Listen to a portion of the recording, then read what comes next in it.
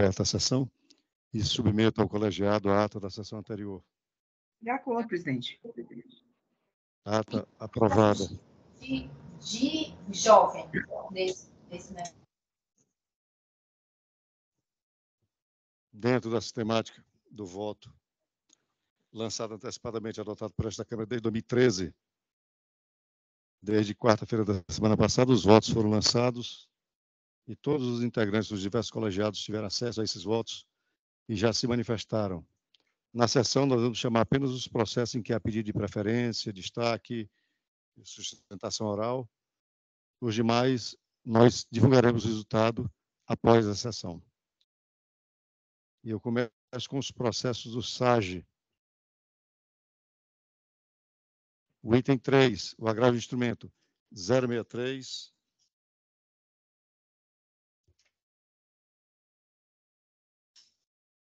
Zero 6581, dígito 54, 2022. Agravante, Fundação Universidade Estadual do Ceará, FUNES. É o 3. Em que é agravada Cíntia de Freitas Melo Lins. Na sessão anterior, a desembargadora Iracema proferiu voto no sentido de negar provimento ao agravo. Eu pedi vista dos autos e o trouxe, lancei o voto antecipadamente. Eu não sei se o desembargador Luciano teve a oportunidade de... Desembargadora Vilaba. Desembargadora Vilaba teve a oportunidade de ver o voto?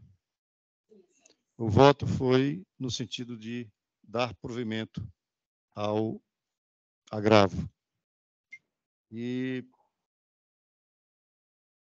desembargadora Iracema, a senhora, como relatora, teve a oportunidade de ver o voto visto que eu lancei? Tive, presidente, mas eu mantenho o meu posicionamento. Ok. Desembargadora Vilaba, como voto, Vossa Excelência? É bem interessante essa questão.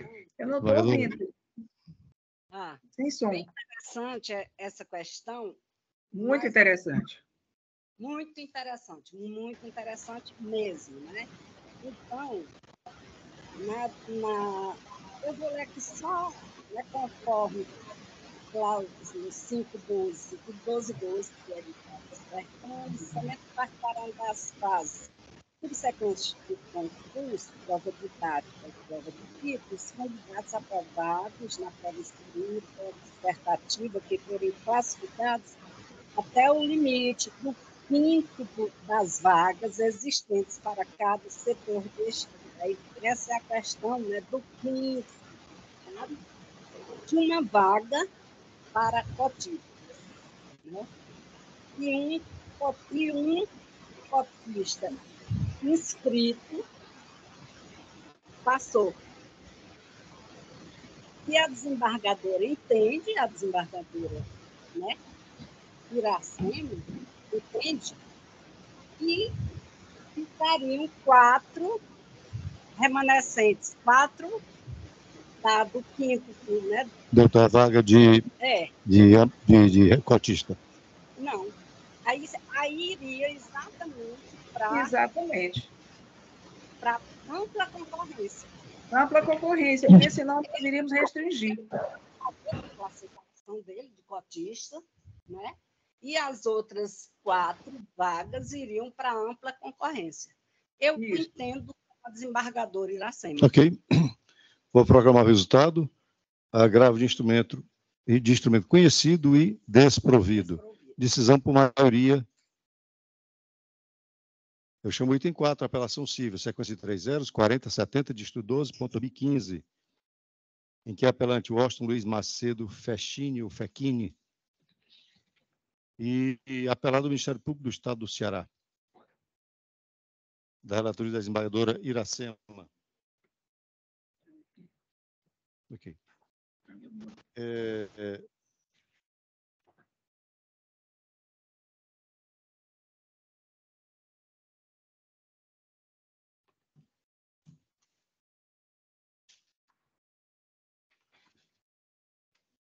É isso aqui?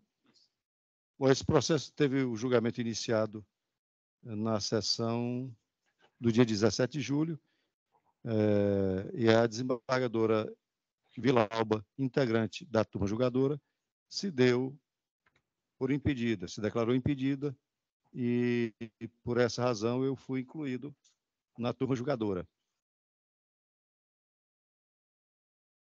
A desembargadora...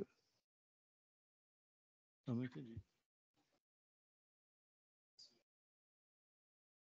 Ah, sim, então é isso, desculpa. Retificando, com o impedimento da desembargadora Vilauba, passou a integrar a turma julgadora a desembargadora Joriza. Na sessão realizada, houve sustentação oral por parte do advogado Vitor Silvestre Granja. E a relatora conheceu do apelo e, em juízo negativo de retratação, manteve inalterado o acordo anteriormente proferido. E o Ministério Público quer se manifestar, não é isso, doutora Neves? Pois não, Vossa Excelência tem a palavra.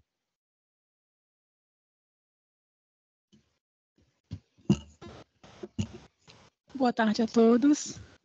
Senhor presidente, desembargadora relatora, doutora Iracema, demais componentes dessa Câmara. Eu pedi para me manifestar porque eu venho acompanhando esse processo desde o recurso de apelação, ele foi distribuído à Procuradoria a qual eu trabalho, e ele já estava no STJ, né, e retornou depois do julgamento do tema 1199, de repercussão geral. E para nós do Ministério Público é muito importante que a gente conclua algumas coisas.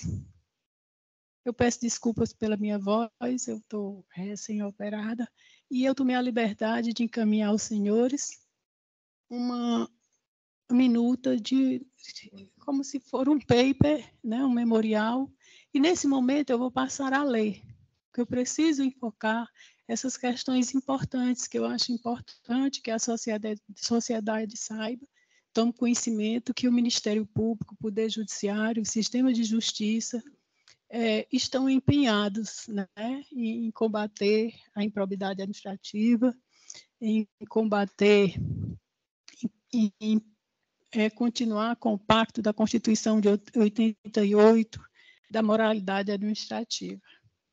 Então, é o processo 00407012-2015, 8, dígito 6, 0125, apelação civil, apelante Washington Luiz Macedo. Eu também não sei, desembargador, se é Fechini ou Fechini. E o apelado é o Ministério Público Estadual. Egrégia Câmara, eminente relatora.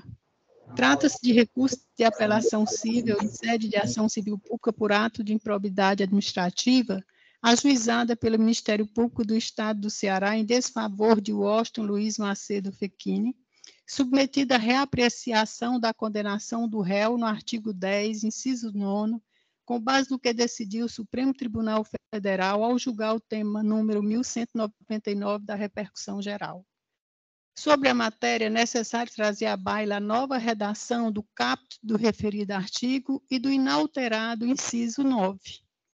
O artigo 10 constitui ato de improbidade administrativa que causa lesão ao erário, qualquer ação ou omissão dolosa, que enseje efetiva e comprovadamente perda patrimonial, desvio, apropriação, malbaratamento ou dilapidação dos bens ou haveres das entidades referidas no artigo 1º desta lei, notadamente, redação dada pela Lei nº 14.230, de 21. O inciso 9, ordenar ou permitir a realização de despesas não autorizadas em lei ou regulamento.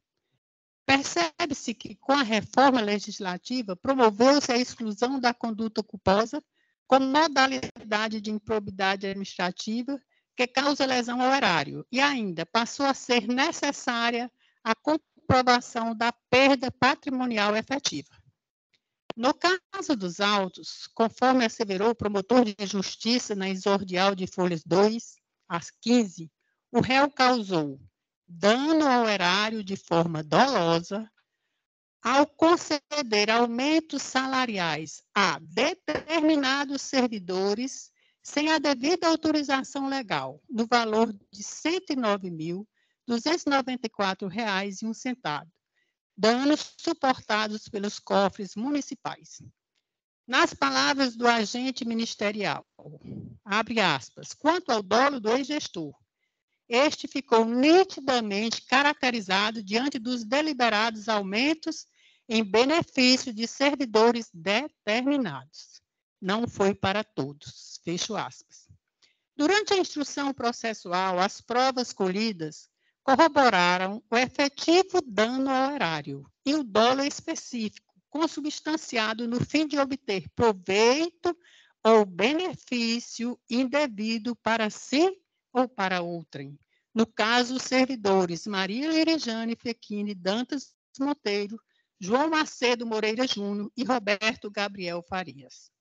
Ressalte-se que o demandado não contestou o fato de que os aumentos se deram sem autorização legislativa, limitando-se a afirmar que os mencionados servidores eram ocupantes de cargos comissionados, o que não explica o acréscimo nos seus respectivos salários base.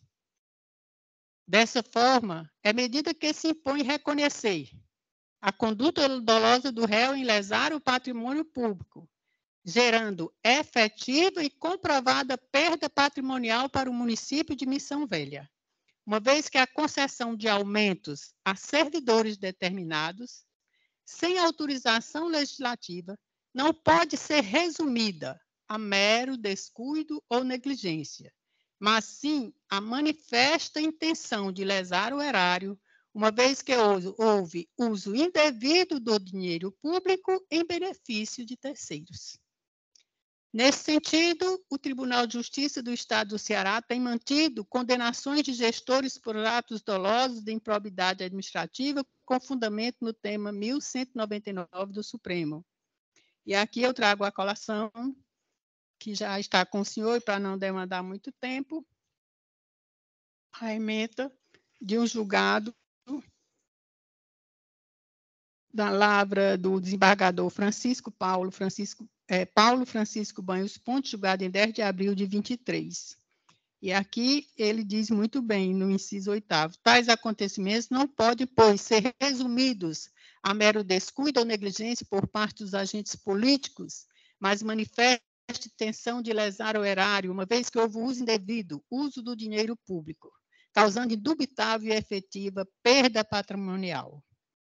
Dessa forma, é medida que se impõe reconhecer a conduta dolosa, mesmo que omissiva, dos réus em lesar o erário, gerando efetiva e comprovada perda patrimonial ao município de Cedro, uma vez que, por meio das notas de empenho e pagamento acostado aos autos e dos depoimentos colhidos, foi possível inferir a intenção eivada de má-fé dos administradores de cometer ato de improbidade. Um outro julgado que eu juntei aqui foi exatamente da lavra da desembargadora Maria Iraneide Moura, publicada em 18 de abril de 2023, onde ela diz, no inciso 5º, que eu chamo a atenção, em relação à improbidade de dano ao erário, a conduta infringida promovida apelante preenche os requisitos com vista à caracterização desse ato de improbidade, artigo 10, inciso 10 e 11 da Lei 8.429, de 1992, na medida em que houve a liberação da verba pública sem observância da legislação de regência, não primando o recorrente pela recorrente aplicação dos recursos públicos. Acrescente-se ainda que o réu não acostou aos autos prova de eventual delegação administrativa da função de ordenador de despesas e a outra autoridade na esfera municipal, sendo, por consequente, matéria preclusa. Deste modo, não se pode afastar a responsabilidade do ex-prefeito e ordenador de despesas no pagamento indevido de acréscimos salariais a servidores, abre aspas, escolhidos, em prejuízo ao erário municipal. Em arremate, a conduta dolosa do ex-gestor também foi destacada pelo ministro Edson Fachin, em sede de agravo regimental no recurso especial eleitoral 06, uma sequência de 406790/Ceará, conforme texto extraído do voto e abaixo colacionado. Abre aspas. Na linguagem textual e contextual do acórdão do Tribunal de Justiça do Ceará, é inequívoca e permite a inferência, acolhida no julgado embargado, de que, de fato e de direito, a conduta improba imputada ao embargante, sendo que foi dolosa e não simplesmente culposa, o egrégio Tribunal de Justiça, ao anotar no julgamento que condenou o embargante por ato de improbidade administrativa, fez expressa referência à ocorrência de atos unilaterais e discricionários praticados pelo prefeito, que promoveram aumentos ilegais e apenas 3 servidores, deixando evidente o caráter doloso da conduta improba detectada no acórdão condenatório. Vale assinar que, diversamente do alegado, o tribunal examinou tanto os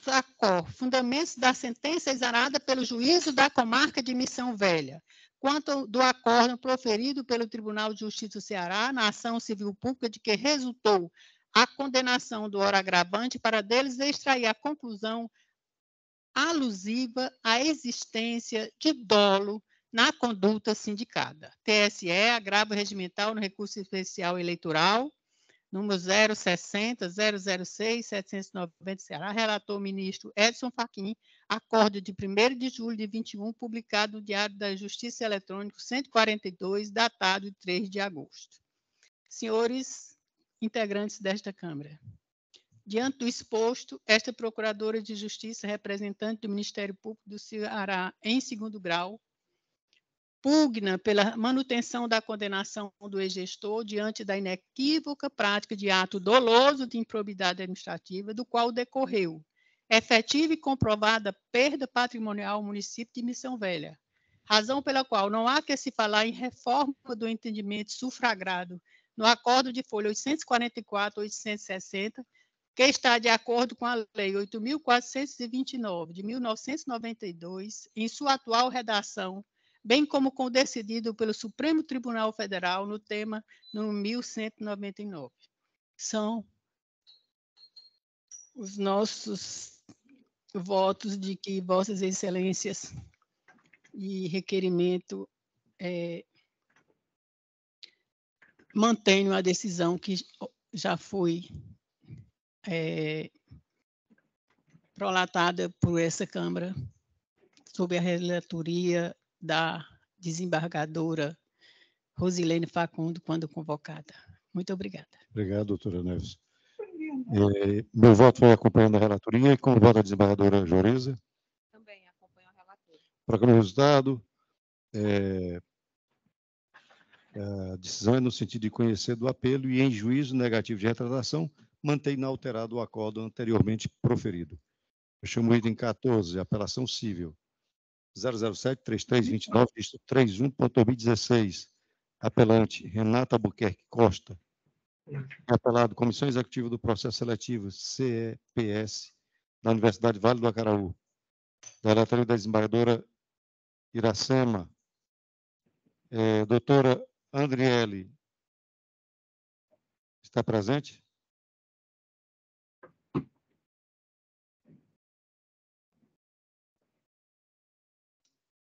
Doutora Andriele?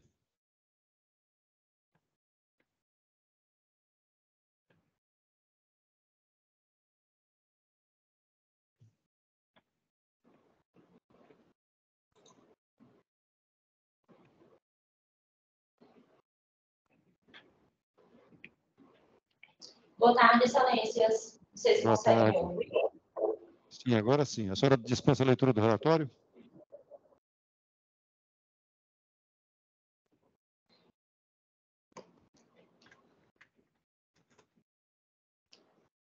Doutora Andriele, a senhora dispensa a leitura do relatório? Dispense. A senhora tem 15 minutos para a citação oral.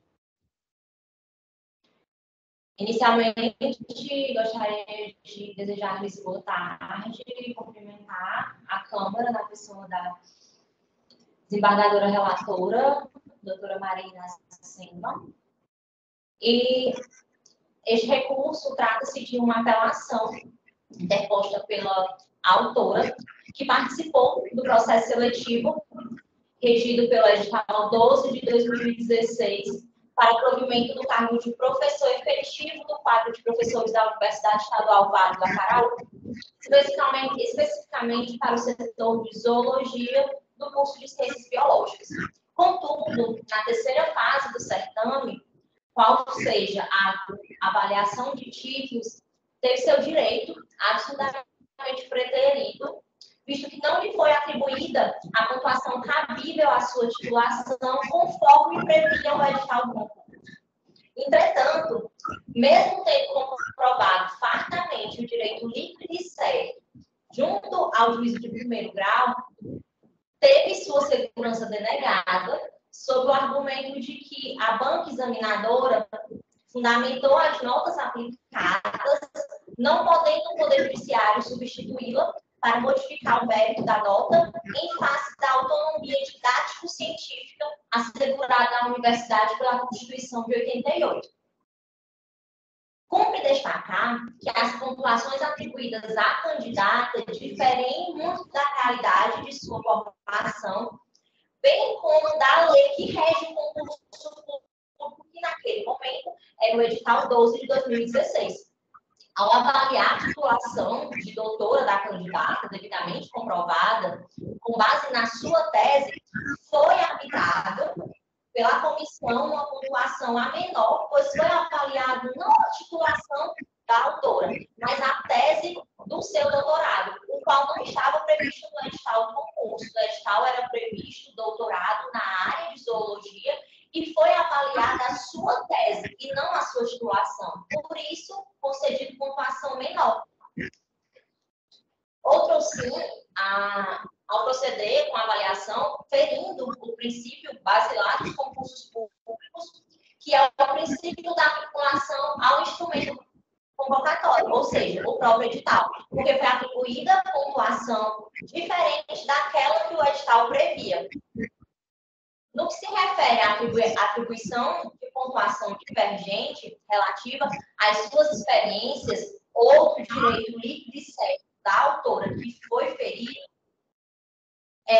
foi atribuída uma pontuação à candidata diversa, que não tinha devida comprovação, e a autora, ao comprovar, não teve a sua pontuação recebida. Por isso, foi interposto o recurso de apelação, já tendo sido esgotadas as vias administrativa e a via de primeiro grau, por isso foi interposto o recurso de apelação neste tribunal, para que seja reformada a sentença de primeiro grau, garantindo a segurança à autora ora apelante. É como um manifesto, excelências.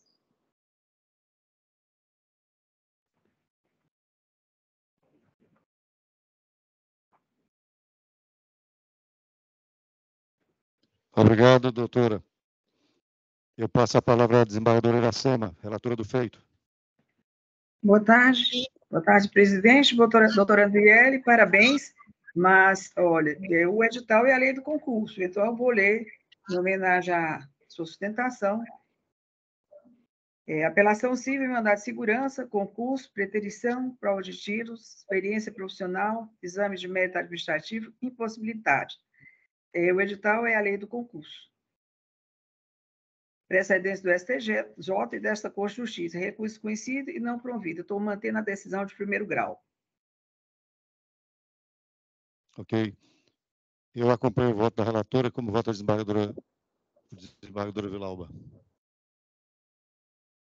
Vou programar o resultado do recurso conhecido e desprovido. Eu chamo o item 37, o agravo de instrumento 0624817. Desembargador Luciano, desculpa. Vossa Excelência. É o 14. Então, proclamo o resultado do recurso conhecido e desprovido. Eu chamo o item 37. O agravo de instrumento 0624817, dígito 37/2023. Agravante, Estado do Ceará, agravado, condomínio edifício Blue Ocean. É da relatoria da desembargadora Vilauba. Tem aqui o advogado registrado, doutor Valdemar Vicente de Souza Neto, que me parece que é do escritório do doutor Eugênio Vasques, aqui de Fortaleza. Doutor Valdemar, os advogados que residem em Fortaleza fazem sustentação presencialmente. Eu vou proclamar o resultado, recurso conhecido e desprovido. Não haverá nenhum prejuízo para a sua defesa, mas esta Câmara entende que advogado residente em Fortaleza faz sustentação presencial. Assim como nós, magistrados, componentes desse colegiado, estamos aqui presencialmente. Perfeito. Eu chamo o item 46, apelação, remessa necessária, sequência de 3 zeros, 4820, dígito 47.2005. É apelação e remessa necessárias. Remetente, juiz de direito da 7ª Vara da Fazenda Pública da Comarca de Fortaleza. Apelante, Estado do Ceará. E apelado, Valdecílio Maia Cordeiro, da relatoria do desembargador Luciano. Doutora Valdívia Pinheiro Furtado, está presente?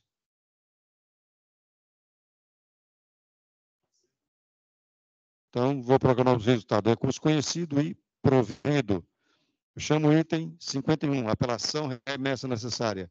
020-0279, dígito 85.2022. É apenas um pedido de preferência. Remetente, juiz de direito da 1ª Vara Civil da Comarca de Iguatu. Apelante, Estado do Ceará. E outro. Apelada, Daniele Bezerra Lopes.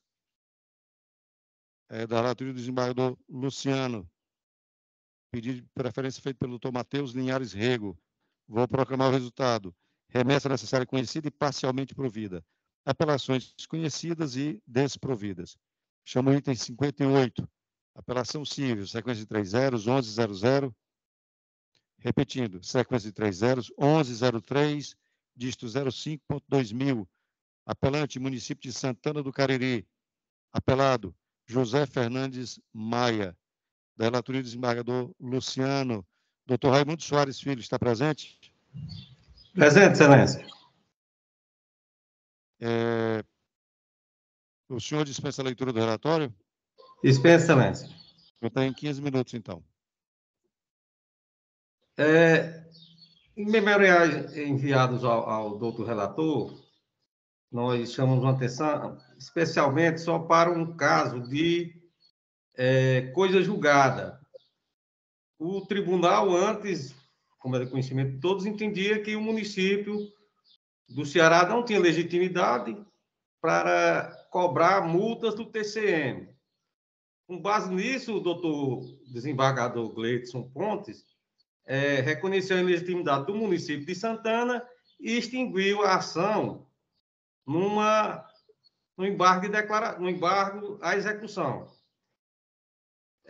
Foi juntado aos autos o embargo de execução com a ementa e o juiz, quase 3 anos depois, extinguiu a execução em virtude do trânsito em julgado da decisão proferida no embargo à execução. E o município de Santana, ignorando esse ponto, né, da extinção da ação, apelou sem fazer nenhuma referência e, mesmo com a mudança do entendimento jurisprudencial, nós entendemos, o apelado entende, que a coisa julgada deve ser respeitada por ser algo que sagrado, né, o nosso direito. Era só nesse sentido chamar a atenção dos senhores e das senhoras para esse ponto, apesar da mudança do entendimento da legitimidade, existe uma decisão que extinguiu a ação transitada em julgado. Era essa nossa solicitação e agradecemos a atenção de todos e todas. Obrigado, doutor Raimundo. Desembargador Luciano, Vossa Excelência quer se manifestar? Manteve. Está certo. Desembargadora Vilauba, a senhora mantém o seu voto? Desembargadora Joriza? Mantenho, presidente. Proclama o resultado, recurso conhecido e provido. Eu chamo o item 62, os embargos de declaração civil, 015-4411, dígito 92.2019. É apenas pedido de preferência. Embargante, Coque Empreendimentos em Alimentação Coletiva Limitada e embargado do Estado do Ceará. Preferência pedida pela doutora Graciele Fátima Pérez Amaral. Da relatora desembargador Luciano, vou proclamar o resultado. Embargos acolhidos com efeitos infringentes e integrativos. Eu chamo o item 76. É a apelação civil 040-3585, dígito 91.2016. Apelante, município de Fortaleza. Apelado, Colégio Batista Santos Dumont. O doutor Bruno Santiago Gonçalves Pessoa está presente?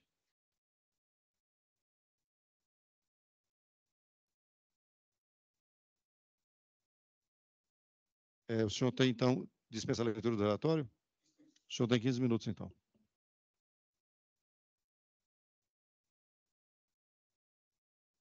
Fazer a sustentação.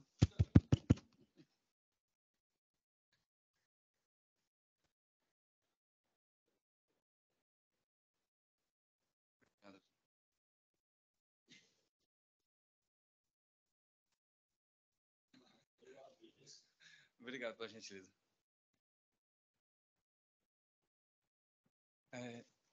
Excelentíssimo senhor presidente, eminente relator, né, os desembargadores e demais da mesa, os demais servidores da sessão e os colegas advogados aqui presentes, meus sinceros cumprimentos. Se trata de uma situação bem simples, na verdade, né? É uma execução fiscal que trata sobre IPTU,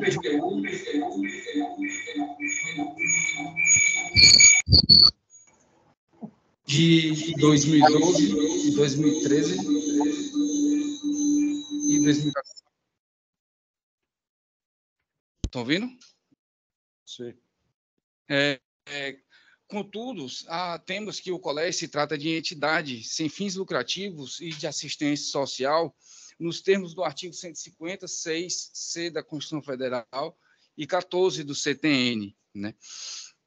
Nós apresentamos a sessão de pré-executividade e foi deferida pela juíza de primeiro grau, que determinou a extinção do feito, e a Fazenda Pública Municipal apresentou apelação no sentido de requerer que o processo fosse discutido por meio de apresentação de provas para discutir a imunidade tributária em questão. Ocorre que já tem, por mais do que aceito, que a sessão de pré-executividade é uma forma de defesa quando não se tem necessidade de discutir matéria probatória para além do que já está nos autos. Nesse sentido, já está nos autos o certificado de assistência social, o SEBAS, emitido pelo Ministério da Educação, bem como balancetes da contabilidade, dando conta da quantidade de bolsas de estudo aplicado pelo colégio e no seu percentual. Temos que quase 10 mil bolsas de estudos, entre integral e parcial, são doadas pelo colégio, no que diz respeito a 35% da sua receita.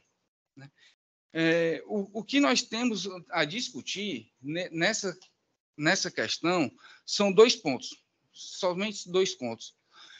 O que a Fazenda Pública quer fazer é não reconhecer o SEBAS, o certificado emitido pelo Ministério da Educação, e, nesse sentido, ela não reconhece os atributos do ato administrativo.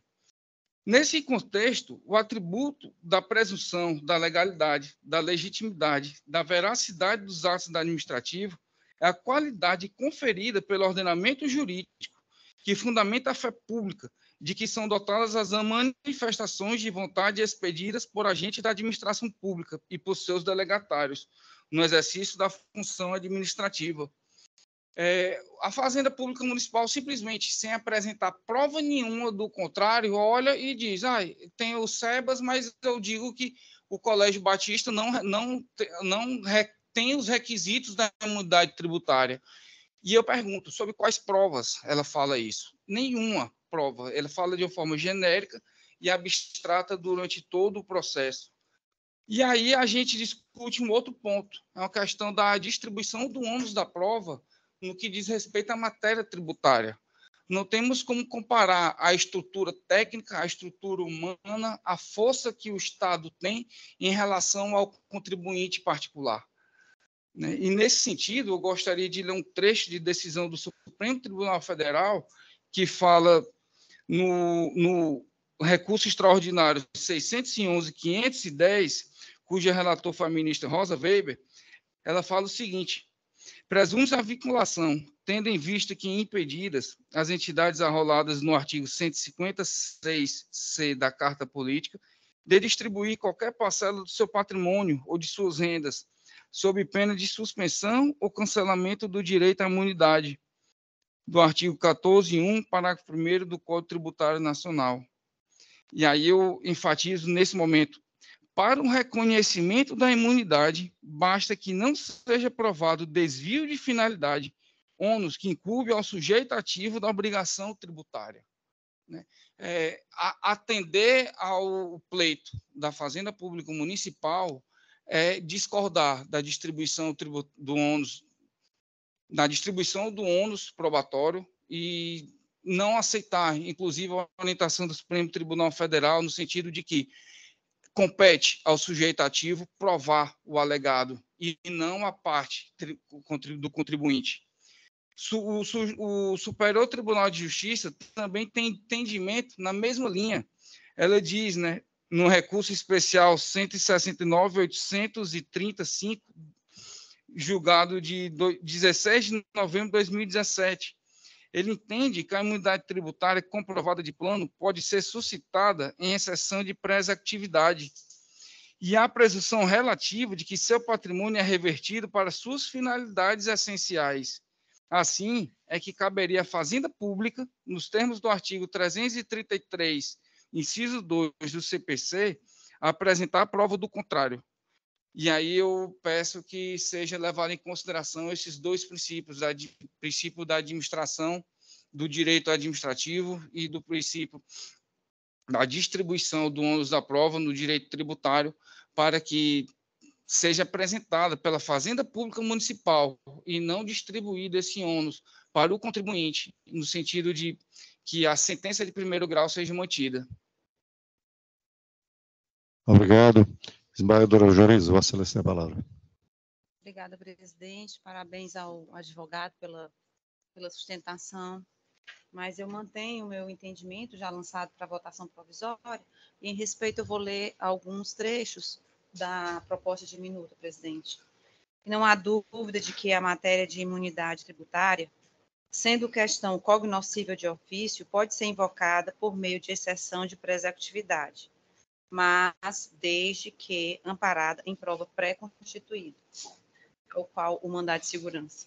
No caso dos autos, depreende-se que a parte executada trata-se de instituição de educação sem fins lucrativos, o que atrairia a incidência da imunidade prevista no artigo 150, inciso 6, a linha C da Constituição. Ocorre, todavia, que as provas acostadas aos autos não são suficientes para demonstrar o cumprimento dos requisitos exigidos no Código Tributário Nacional, em seu artigo 14, valendo destacar a ausência de documentação contábil, demonstrando que os recursos percebidos pela entidade nos exercícios 2012, 2013 e 2014 foram revestidos na manutenção dos seus objetivos institucionais. Inexistem, então, provas pré-constituídas nos folhos, o que obsta ao reconhecimento da imunidade tributária da parte executada em sede de exceção de pré-executividade.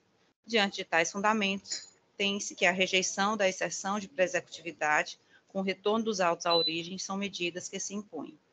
Recurso conhecido e provido, sentença reformada, é assim como voto. Obrigado. Como vota a desembargadora Iracema? Eu acompanho a relatora, presidente. Eu também acompanho a relatora, proclamo o resultado. Recurso conhecido e provido. Pedidos de preferência e sustentação oral do PJE. Eu chamo o item 28. É a apelação 017-9058, dígito 64.2013. Apelante Coque do Brasil, Projetos Industriais Limitada e outros. E apelado, consórcio ATP Belmer, da relativa desembargadora Pilauba. A doutora Camila Rocha Guerra está presente? Estou aqui, excelência. A senhora dispensa a leitura do relatório? Sim. senhora tem, então, 15 minutos. Boa tarde, excelências. Eu cumprimento a desembargadora relatora Maria Villalba e as desembargadoras Georisa Pinheiro e Maria Iracema do Vale, aproveitando para agradecê-las por também terem me recebido quando eu despachei esse caso com Vossa Excelência algumas semanas atrás. Cumprimento também os demais membros dessa Câmara e os demais presentes. Meu nome é Camila, eu falo hoje em representação de duas empresas, que são a Codo Brasil e a Normatel, e são empresas que formaram o consórcio Normatel, que foi vencedor da licitação promovida pelo Estado de Ceará para a implantação dos equipamentos de transporte de minério, aquelas correias transportadoras no porto do Pecém. A pretensão desse recurso é bem simples e o que a gente pede é a reforma da sentença apenas no ponto que trata da fixação dos honorários advocatícios. A sentença desse caso foi uma sentença terminativa, ela acolheu a desistência manifestada pelo autor depois de mais de 7 anos de tramitação do processo e integral formação do feito e fixou os honorários advocatícios devidos aos procuradores das réis, no caso nosso, em R$1.000. E embora essa sentença, excelência, não tenha apresentado a fundamentação de por que foi esse o valor escolhido pelo juízo, ela cita textualmente o parágrafo 8º do artigo 85 do Código de Processo. Nós, então, opusemos embargo de declaração e o que o juiz argumentou foi que, em sentenças terminativas, não seria possível a aplicação dos parâmetros do parágrafo 2º do artigo 85 e que, por isso, ele teria se recorrido à equidade.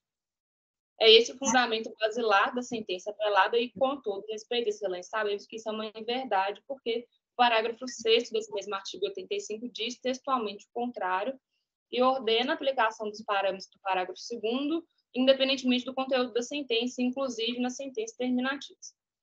Mas, bom, feita essa contextualização, a razão da minha fala hoje é pontuar 3 particularidades desse caso que, na nossa visão, distinguem esse processo de outros casos que nós temos visto serem julgados por essa Câmara, tanto no que se refere ao arbitramento de honorários em sentenças terminativas, tanto quanto o arbitramento de honorários em ações que tratam de impugnação à licitação de uma forma geral. Como eu disse, excelências, a licitação que estava em xeque foi a licitação promovida pelo Estado de Ceará para contratar a implantação das correias transportadoras lá no Porto do Pecém. Eu lembro de mencionar isso quando do meu despacho, mas vale ressaltar que essa licitação, além de ser extremamente importante para o Estado, ser uma licitação complexa, e justamente por isso ser uma licitação tão vultosa, foi uma contratação de R$220 milhões, foi um contrato extremamente importante, e mais que isso, na verdade, foi um contrato essencial para as minhas clientes, porque foi o que fez com que as empresas conseguissem se soerguer e sair de um cenário no qual elas, infelizmente, estavam caminhando para uma recuperação judicial em razão do cenário do país na época que todo mundo conhece. Essa ação, essa é a primeira particularidade, ela foi ajuizada pelas empresas autoras depois que essa licitação já tinha sido finalizada, o objeto já tinha sido homologado e, inclusive, adjudicado às réis, que são minhas clientes. O que estava em xeque aqui, então, excelência, não era uma mera expectativa de direito, como a gente vê em outros casos, mas sim a perda de uma contratação material que teve como valor, ou seja, proveito econômico materialmente aferido pelas minhas clientes com o encerramento do processo, foi a manutenção desse contrato de R$220 milhões.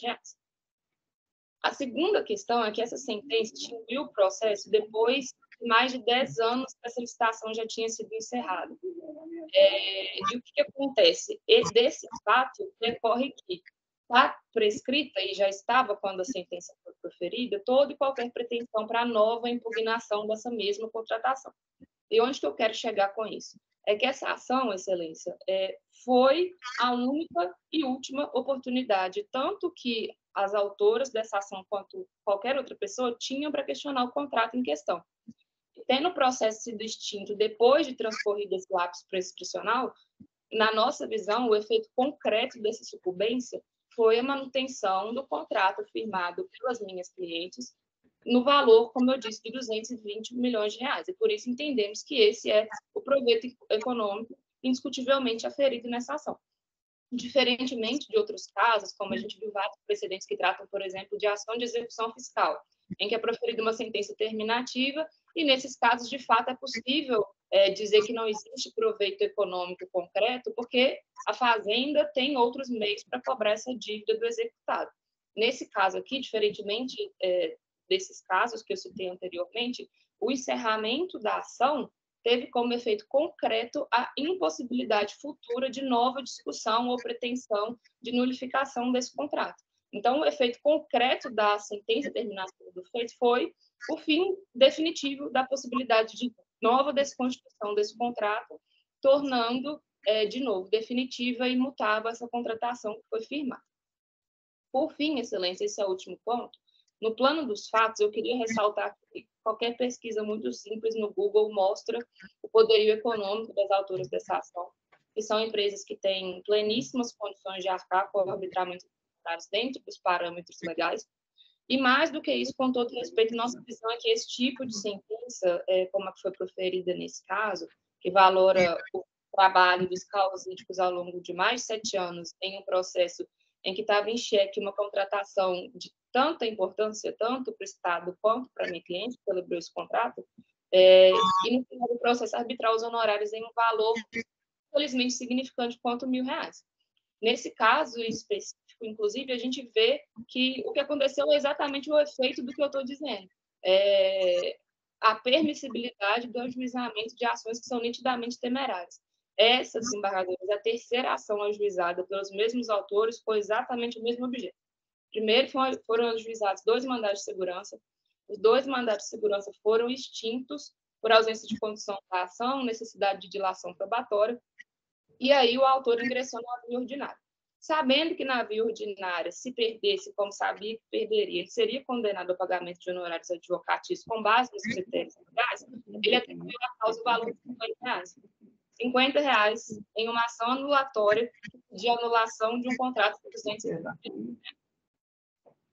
Enfim, Excelências, para concluir, eu só gostaria de frisar que, depois do julgamento do tema repetitivo pelo STJ, nós sabemos que foi inserido lá o parágrafo 6º no artigo 35 do CPC, que diz textualmente que é proibido o recurso à equidade quando for possível adotar algumas das bases de cálculo.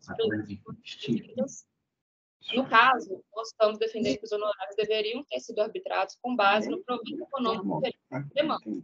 E isso é óbvio, mas para terminar, proveito econômico e condenação não são conceitos equivalentes, porque se assim fosse, a lei não teria razão para estipular valor da condenação e depois proveito econômico como critérios distintos e sucessivos para arbitramento do valor dos honorários.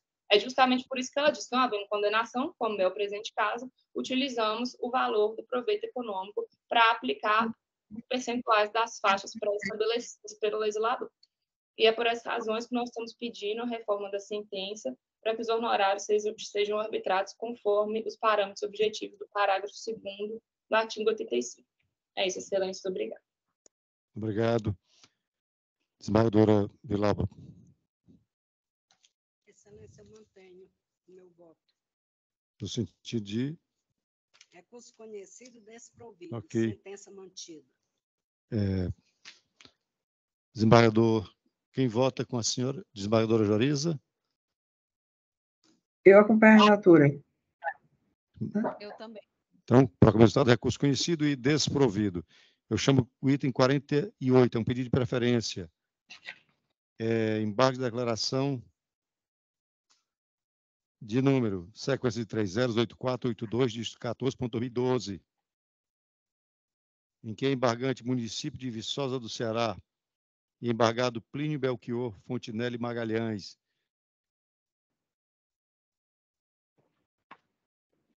O doutor Plínio Belchior Magalhães Filho está presente? É preferência só, não vou proclamar o resultado. Da relatoria da desembargadora Vilauba. Recurso conhecido e parcialmente provido. Vamos, então, para os votos vista. Eu chamo o item 1. Apelação remessa necessária do SAGE. Apelação remessa necessária 0172513 de 07.2015. Remetente juiz de direito da 5ª Vara da Fazenda Pública da Comarca de Fortaleza. Apelante Estado do Ceará. Apelada Suiane Macedo de Lucena. Da relatoria da desembargadora Joriza. Aliás, Iracema, desculpa.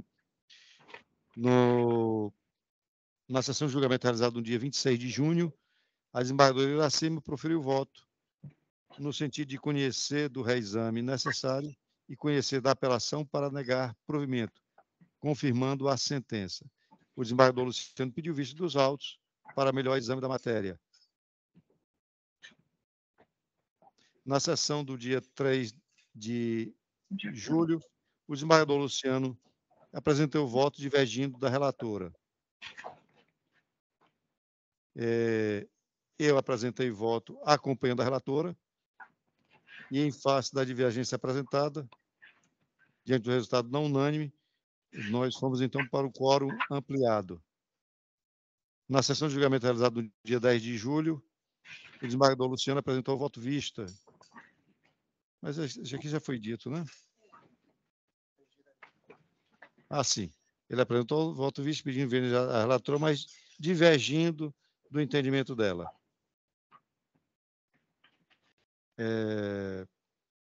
A desembargadora Joriza acompanhou o voto divergente do desembargador Luciano.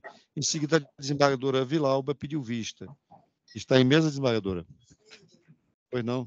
Vossa Excelência tem a palavra. A questão aqui, né, trazida diz respeito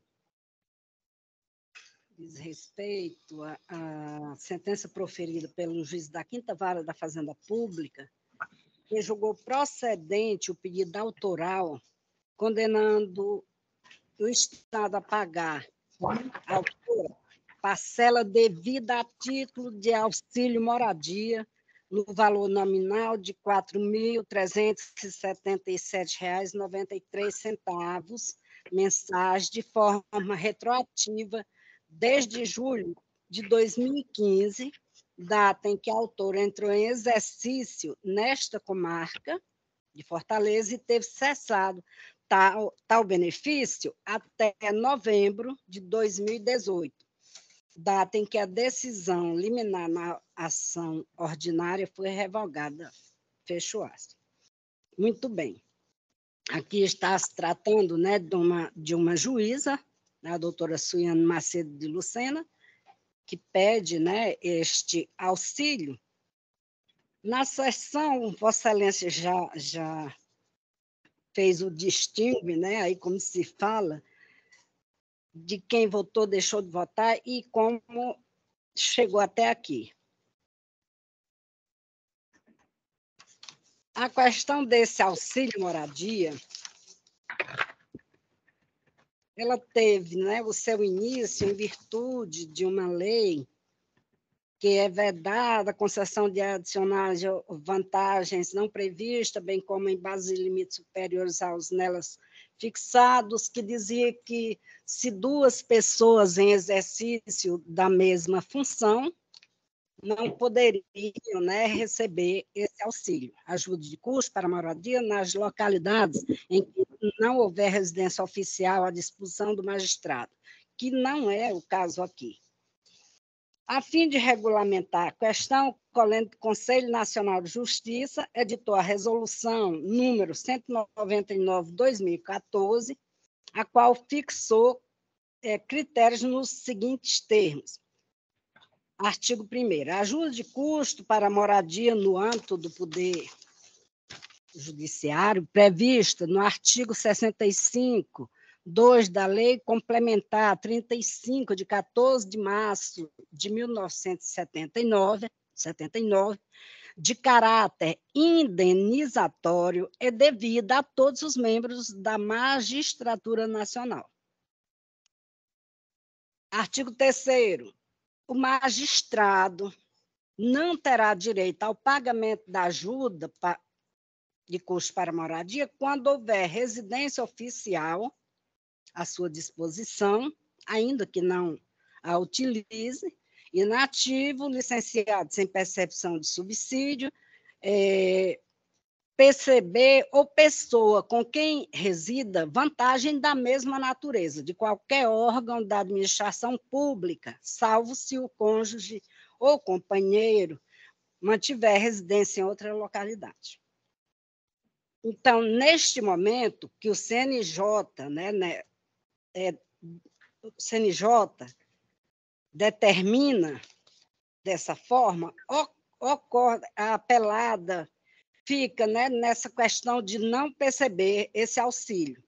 Ocorre que, em setembro de 2014, nos autos da ação ordinária 1.773, no Distrito Federal, o ministro Luiz Fux proferiu medida liminar assegurando o pagamento do auxílio a todos os juízes federais brasileiros que tenham o direito a receber a parcela de caráter indenizatório prevista no artigo 65, inciso 2, da Lei Complementar número 3579, aplicando-se como regra para a concessão da referida vantagem o artigo 65 da LOMAN, ora referido, que apenas veda o pagamento da parcela se na localidade em que atua o magistrado houver residência oficial à sua disposição e ou naquela questão dos dois, né? Mas aqui ele restringe só se não houver residência oficial à sua disposição. Posteriormente, o ministro, mesmo Luiz Fux, na ação, estendeu os efeitos da decisão liminar acima citada para os magistrados do Estado do Ceará, porque até então estava destinada aos magistrados federais. Ocorre que, após uma ampla discussão acerca da temática, o ministro relator revogou as liminares anteriormente concedidas e reconheceu a impossibilidade de recebimento do benefício por qualquer membro do Poder Judiciário com efeitos ex nunc. Por tais razões em que pese o bem lançado, voto, né, e aqui, digamos, o voto do desembargador, o voto divergente do desembargador Luciano é uma pérola, como sempre, mas tem muita hermenêutica, tem muitos, sabe? E não... ele trata a ação como uma indenizatória, e ela não tem essa natureza. Aqui está se discutindo o auxílio moradia, que ela... E a gente vê, né, acerca do tema, segue paradigma do respeitável Superior Tribunal de Justiça, em que vou fazer a leitura somente da parte negritada, vantagem que o eminente ministro Luiz Fux reconheceu devida a todos os magistrados, sem ressalvas. E aí vem paralelismo de situação com os membros do Ministério Público, identidade lógico-jurídica com a decisão proferida no aludido RESP, e desembargador-presidente, neste momento, e por estas, né, razões, com todas as venhas ao respeitável voto divergente, vou acompanhar o voto da eminente relatora. Obrigado, desembargadora Vilauba. Proclamo. Se me permite, eu respeito o voto da senhora, desembargadora Vilauba, como também os demais, mas há um aspecto que tem que ser lembrado, que é a natureza das resoluções do Conselho Nacional de Justiça. Eles encontram fundamento na Constituição. Certo? Então, não há de se dizer que as resoluções do Conselho a respeito desta matéria, certo, infringam o Estatuto da Magistratura. Certo? Ele pode limitar, sim. Ele pode limitar. Isso é legal.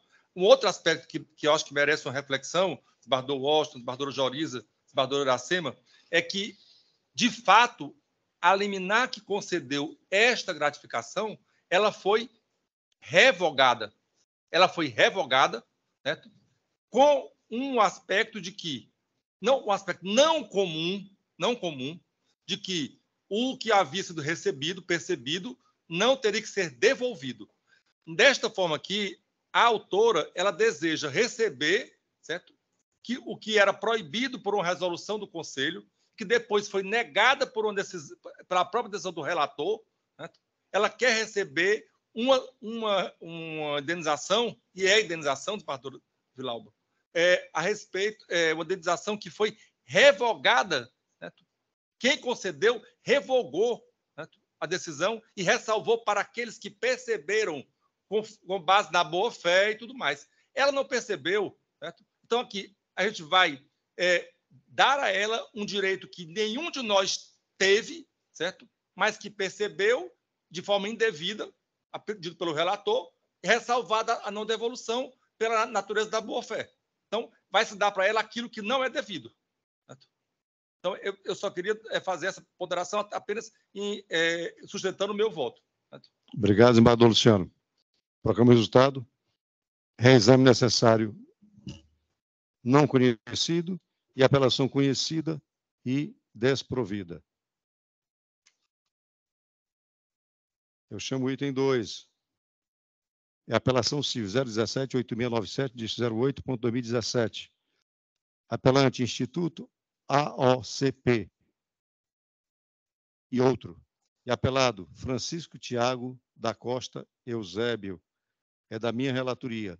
Na sessão de julgamento realizada no dia 10 de julho, proferi voto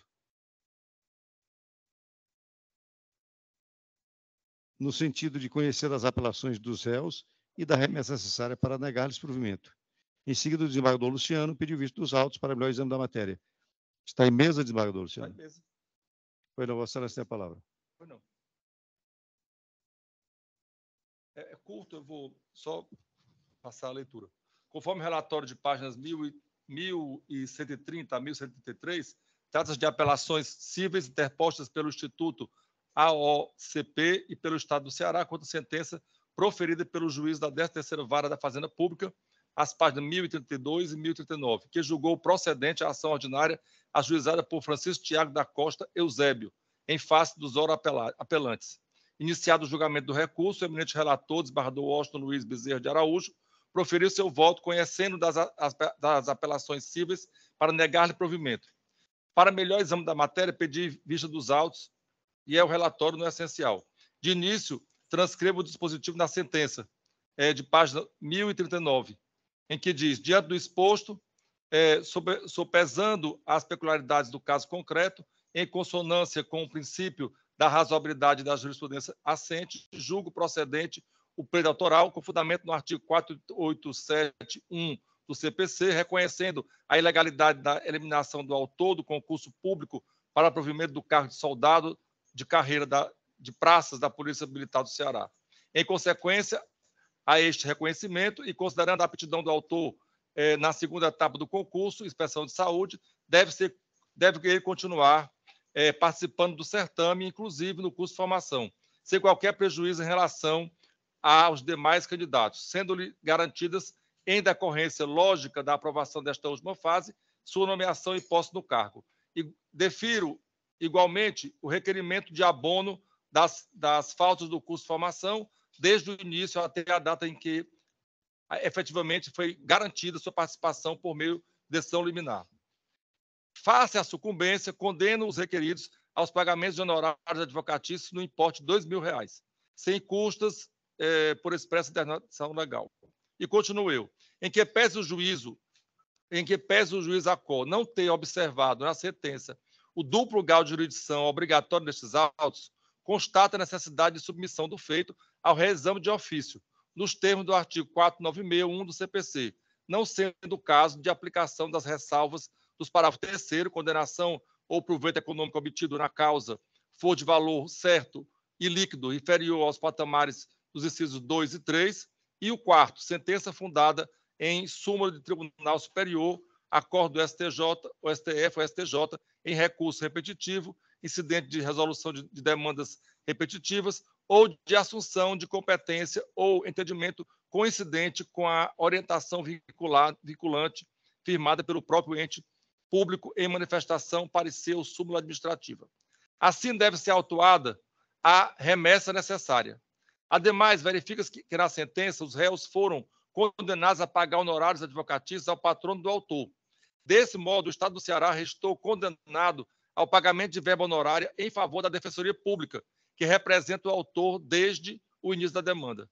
Em seu voto, o desembargador relator negou o provimento às apelações cíveis, majorando os honorários advocatícios para o patamar de R$ 2.500, com base no artigo 85, inciso 11 do CPC, devendo a totalidade da verba honorária ser destinada exclusivamente ao aparelhamento da Defensoria Pública, vedado o seu rateio entre membros da instituição em consonância com a tese jurídica firmada pelo STF no julgamento do tema 1002, de repercussão geral. Com efeito, ao julgar o recurso extraordinário 1.140.005, o tema 1002 da repercussão geral, o Supremo Tribunal Federal fixou a tese a seguir. O tribunal, por unanimidade, apreciando o tema 1002 da repercussão geral, deu provimento ao recurso extraordinário para condenar a União ao pagamento de honorários a favor da Defensoria Pública no valor de 10% do valor da causa, nos termos do artigo 85, e fixou a seguinte tese, abre aspas, é devido o pagamento de honorários sucumbenciais da Defensoria Pública, quando representa parte vencedora em demanda ajuizada contra qualquer ente público, inclusive aquele que integra. 2. O valor recebido a título de honorários sucumbenciais deve ser destinado exclusivamente ao aparelhamento das defensorias públicas, vedado o rateio entre os membros da instituição. Ocorre que, enquanto se aguarda o trânsito em julgado do acórdão do RE 1.140.005 do Pretório Excelsior, entendo que deve ser aplicada a súmula do 421 do STJ, que continua válida, com o seguinte teor: os honorários advocatícios não são devidos à Defensoria Pública quando ela atua contra a pessoa jurídica de direito público a qual pertença. Tem sido o entendimento dessas câmaras de direito público do TJ. E aí eu trago aqui várias decisões nesse respeito, já do conhecimento de suas excelências. Diante do exposto, com a devida vênia, divido do voto do eminente relator, em primeiro, porque o feito comporta exame necessário e obrigatório, e em segundo, para aplicar a súmula 421 do STJ, corrigindo a sentença para afastar a condenação do Estado ao pagamento de honorários à Defensoria Pública do Estado do Ceará. É como voto, senhor presidente. Desembargador Luciano, antes de colher o voto da desembargadora Vilauba, o senhor pediu vista ainda na primeira metade do mês na primeira dezena do mês de julho. Sim. Eu já não me lembrava mais do caso, mas me parece que esse caso aqui é um caso em que o Estado não se insurgiu contra a condenação dele a pagar honorários em favor da Defensoria. Esse capítulo transitou em julgado. Mas a remessa necessária, ele cabe a remessa necessária. Desembargadora Vilauba. Do início, né, da votação acerca desse pagamento de honorários à Defensoria Pública, Vossa Excelência, senhor presidente, foi quem primeiro sugeriu que não votássemos, sim, né, até, mas sim, nesse caso aqui em especial, não há, né, recurso do... Mas há uma remessa necessária que eu reconheço que é como se houvesse uma vocação da remessa necessária. Né? Eu tenho que apreciar a remessa necessária. Ele comporta a remessa necessária. Tudo bem. Prossiga, nem que seja para negar, mas é preciso ser apreciada a remessa. Eu sei. Pois é. Nesse caso aqui, desembargador Washington, eu acho que eu nem... Não, aqui já é 942, né? Mas eu vou... Não, na próxima semana. Na próxima semana, né? Tá certo. Eu vou proferir meu voto, meu entendimento, né? Deixar para a próxima semana. Não, mas só vai haver... Ah, sim, porque já tem... Já tem divergência, certo? Bom, então... A senhora não havia votado, está votando agora, então. A senhora não havia votado, está aqui no... Não, eu não havia votado. Mas não, eu não havia votado. Mas eu acho que a senhora tem que votar. Mas tem que votar. Agora.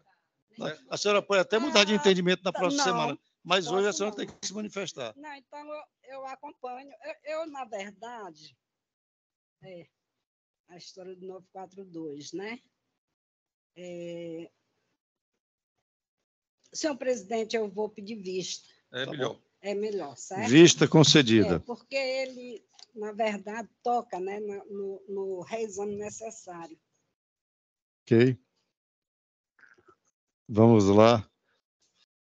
apresentação de voto vista do PJE. Eu chamo o item 1. Processo. Apelação civil 0259835 dígito 21.2022. E que são partes Mirlei de Araújo Silva e outros, e o Estado do Ceará. Na sessão de julgamento realizada no dia 10 de julho, o desembargador Luciano proferiu voto no sentido de conhecer dos apelos para negar provimento ao autor ou dos autores, né, e dar parcial provimento ao do Estado do Ceará. Em seguida, a desembargadora Vilauba pediu vista dos autos. Está em mesa, desembargadora? PJE. É, PJE. O item 1. Está. Senhor presidente, esse processo aqui, na verdade, como eu sempre digo, né, muito criterioso o voto do eminente relator, e eu fiquei assim, muito... um pouco indignada, digamos, né, com o valor atribuído, mas não discordando, certo? Não vou divergir do relator. O que ocorre é que é um caso tão absurdo, né, um absurdo onde se traz um policial e uma outra pessoa, né, para dentro de uma delegacia, o policial que estavam brigando na rua, né, o policial armado, tendo um tratamento bem diferenciado do que aquela pessoa, né, que estava ali. Então, este policial fez e desfez ali dentro e ninguém tomou uma atitude, até que, ao final, ele, né, puxa a arma e mata o rapaz, né, de 19 anos. E o que fica, assim, na leitura de tudo, uma certa conivência dos agentes públicos ali dentro daquela delegacia. Mas não há, né, o que divergir. O desembargador Luciano é muito, né, cioso em seus votos. Ele entende que o valor pedido de R$50 mil, né, é muito, e como a gente sempre, né, tem votado aqui nesta Câmara, no valor de R$30 mil. Então, eu vou acompanhar o voto de Vossa Excelência, né, por todas as razões, mas fica, né, uma certa incompreensão do ocorrido. Ok, obrigado. Como vota a desembargadora Joriza? Eu já tinha acompanhado o relator. Acompanha, proclama o resultado.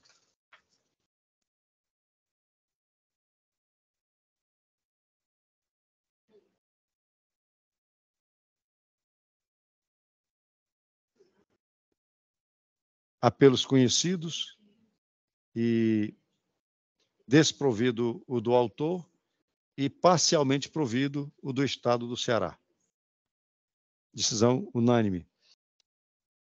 O desembargador Luciano pediu vista de 2 processos do SAGE, os itens 17, apelação civil 013, 11, 15, de 75.2018, e o item 19, apelação civil 018, 1332, dígito 69.2011, ambos de relatoria da desembargadora Iracema, vistas concedidas.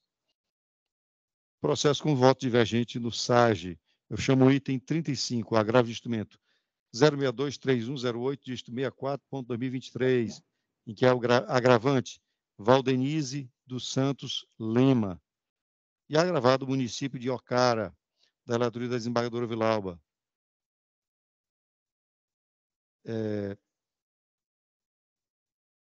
O voto da relatora foi no sentido de conhecer e prover o recurso. A desembargadora Joriza divergiu, não é isso, desembargadora Joriza? Isso, presidente. Negando provimento. Manutenção da decisão. Manutenção da decisão. O outro integrante da turma julgadora é... Eu acho que fui eu, desembargador. Acho que fui eu, desembargador. Eu acompanhei o voto da desembargadora Vilauba, que, inclusive, eu olhei atentamente e vi que se tratava do mesmo local, na folha 38, o comprovante de endereço em nome da mãe da impetrante. Olhei até o nome da garota, a garota tem 24 anos, indicando que ela mora na mesma área de atuação. Então, bom, o quórum ampliado fica, então, para a próxima sessão. É agravo instrumento, né? Agravo, Vamos trocar o resultado. Recurso conhecido e provido. Decisão por maioria, vencida a desembargadora Joriza. Processo adiados do SAG. O item 24, apelação civil 028, 1621, dígito 58.2021, da relatoria da desembargadora Iracema. O item 41, apelação civil 020, 6201, dígito 53.2022, da relatoria da desembargadora Vilalba. E adiados do PJE, os itens 23, apelação civil 005, 6891, dígito 07.2021, da relatoria da desembargadora Vilalba. O 26, o agravo instrumento 300.0268, dígito 58.2023, também da relatoria da desembargadora Vilalba. E o 27, 300.0242, dígito 60.2023, um agravo instrumento também da relatoria da desembargadora Vilalba. E retirados de pauta os itens do SAG 05, que é a apelação civil, sequência de 3 zeros, 8741, dígito 92.2000, da relatoria da desembargadora Joriza. O item 48, apelação remessa necessária 069, 4095, dígito 31.2000, da relatoria do desembargador Luciano.